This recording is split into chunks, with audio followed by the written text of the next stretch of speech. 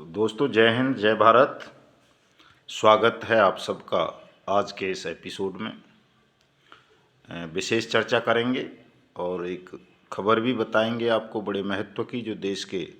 करोड़ों ठगी पीड़ितों से जुड़ी हुई है। लेकिन उससे पहले मैं चाहूँगा कि आप इस वीडियो को पूरा सुन लेंगे ध्यान से। जिन साथियों ने हमारे यूट्यूब चैनल को अब तक सब्सक्राइब नहीं किया है वो इसे सब्सक्राइब जरूर कर लेंगे, ताकि आपके पास घर बैठे अपडेट मिलती रहे, सत्य सूचनाएं मिलती रहें। और मेरे इस वीडियो संदेश को ज़्यादा से ज़्यादा लाइक भी करेंगे, कमेंट भी करेंगे और शेयर भी कर देंगे, ताकि हमारी बात देश के करोड़ों ठगी पीड़ितों तक पहुँचे और वो हमसे सीधे संपर्क करके अपनी मेहनत से प्राप्त पूंजी को, जो विभिन्न कंपनीज या क्रेडिट कोऑपरेटिव सोसाइटीज़ में डूबी है, उसे सरलतापूर्वक वापस प्राप्त कर सकें। तो साथियों, जैसा कि आपको पता होगा कि हिंदुस्तान की सबसे बड़ी ठग कंपनी सहारा इंडिया परिवार के मामले में सुप्रीम कोर्ट ने ठीक 9 महीने पहले एक आदेश जारी किया था कि 9 महीने के अंदर अंदर सहारा समूह के निवेशकों का पैसा उनको वापस कर दिया जाए सेबी सहारा रिफंड पोर्टल से 5,000 करोड़ लेकर सेंट्रल गवर्नमेंट के सीआरसी डिपार्टमेंट के द्वारा। दोस्तों, 9 महीने पूरे हो चुके हैं, किसी का कोई पैसा वापस नहीं हुआ है। सुप्रीम कोर्ट ने सेंट्रल गवर्नमेंट से, सीआरसी से जो स्टेटस रिपोर्ट मांगी थी कि आपने अब तक कितने लोगों का पैसा वापस किया, बताया जाए।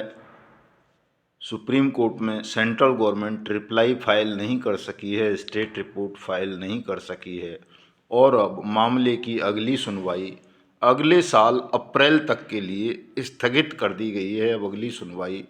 अप्रैल 2024 में होगी,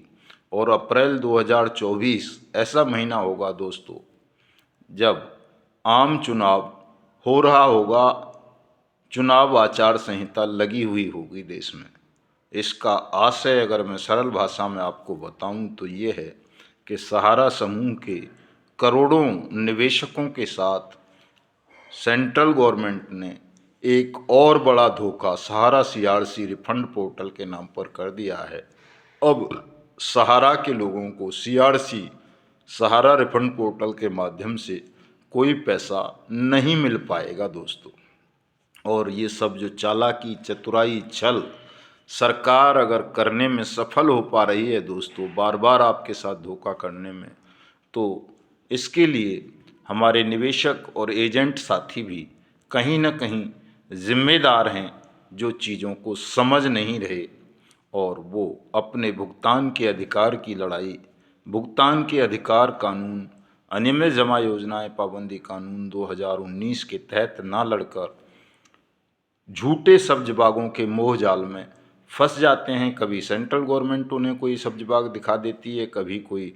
ठगों के फर्जी संगठन दिखा देते हैं, कभी कोई और दिखा देता है। और जल्दबाजी के चक्कर में जो हमारी पार्लियामेंट ने सर्वसम्मति से सबको भुगतान की गारंटी का अधिकार दिया है वर्ष एक्ट 2019 के तहत, उससे आप दूर हट जाते हैं और बार बार छले जा रहे हैं दोस्तों। अगर आप चाहते हो कि आपके साथ अब कोई छल ना हो, तो जल्दी से जल्दी तमाम लोग, चाहे वो सहारा समूह के विक्टिम हों, पीएसीएल पल्स के हों, टोगो रिटेल मार्केटिंग के हों, जीसीए के हों, कल्पतरु, कल्पवट, कल्पवर्षा, कर्मभूमि के हों, Adarsh credit cooperative society multi state के हों, ट्रिनिटी के हों, जनशक्ति के हों, कैमुना के हों, अल्केमिस्ट के हों, या रोज वैली, पिनकोन, आईसीएल जैसी कंपनीज के हों, साईं प्रसाद के हों, समृद्धा जीवन के हों, साईं प्रकाश के हों, श्री राम रियल एस्टेट के हों, या bike bot, hello taxi, top ride, science city, future maker, RMCL, believe folks motion वगैरह के हों। मैं सबको ये बताना चाहता हूँ दोस्तों कि अगर आपको पैसा चाहिए, 2023 में ही चाहिए, आम चुनाव से पहले चाहिए, तो सबको वर्ष एक्ट 2019 की तरफ आना पड़ेगा और आपको ठगी पीड़ित जमाकर्ता परिवार में सम्मिलित होकर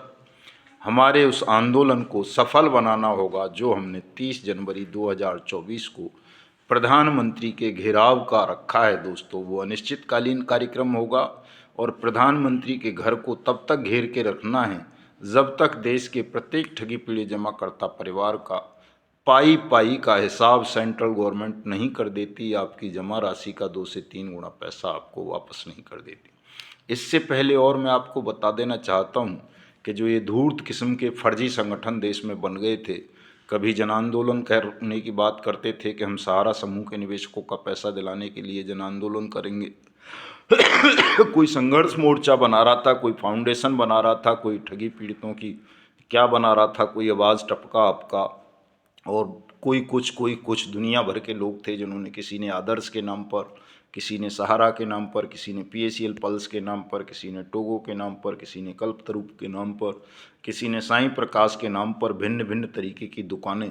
खोल रखी थीं। वो तमाम दुकानें आज लगभग मृत प्राय हो चुकी हैं, मर चुकी हैं, ख़त्म हो चुकी हैं।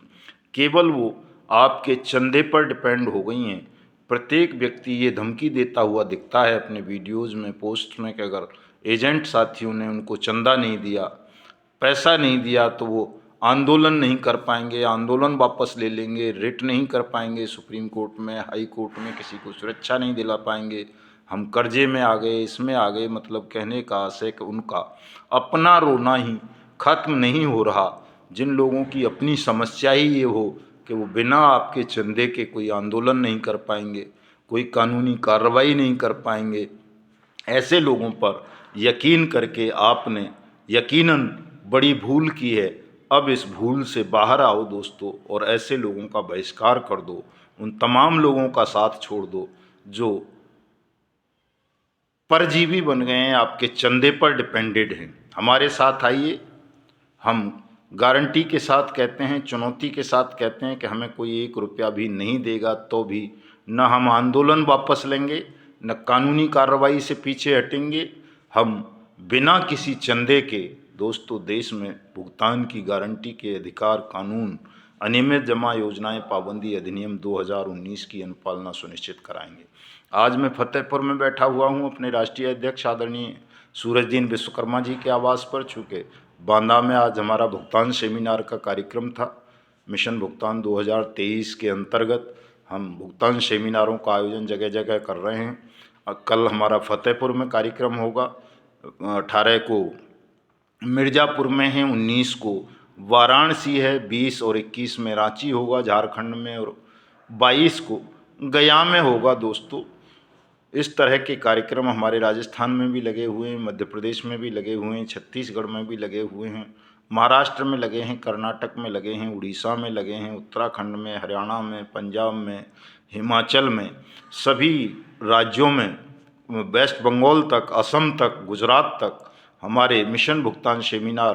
कार्यक्रमों का आयोजन चल रहा है। और हम निश्चित रूप से देश में 31 दिसंबर 2023 से पहले आप सबका भुगतान सुनिश्चित करा देना चाहते हैं। और 1 दिवसीय हम राष्ट्रीय उपवास का कार्यक्रम भी 31 दिसंबर से पहले करेंगे। मेरा प्रस्ताव तो चूँकि वो 27 दिसंबर वाले आंदोलनकारी नकली वाले अपना आंदोलन वापस ले रहे हैं, धमका रहे हैं कि हमें पैसा नहीं दिया किसी ने, इसलिए कोई दिल्ली में आंदोलन नहीं कर पाएंगे। तो दोस्तों मेरा प्रस्ताव यह है कि 27 दिसंबर को ही देश के तमाम ठगी पीड़ित जमाकर्ता परिवार, एजेंट और एडवाइजर साथी, वो किसी भी कंपनी या किसी भी क्रेडिट कोऑपरेटिव सोसाइटी के हों, अपने अपने ज़िला मुख्यालय और तहसील मुख्यालयों पर, राज्यों की राजधानियों में 1 दिन का उपवास का कार्यक्रम और रखें 27 दिसंबर को ही, ताकि 31 दिसंबर को 101% गारंटेड आपका भुगतान सुनिश्चित हो सके। तो मिलते हैं कल फिर दूसरे एपिसोड में आपके साथ। चैनल को सब्सक्राइब ज़रूर कर लेंगे और साथ साथ इस वीडियो संदेश को ज़्यादा से ज़्यादा शेयर भी कर देंगे, और कमेंट बॉक्स में अपने सुझाव और सलाह भी मुझे देंगे कि किस दिन हमें पूरा राष्ट्रव्यापी उपवास का सत्याग्रह कार्यक्रम करना चाहिए। जय हिंद, जय भारत।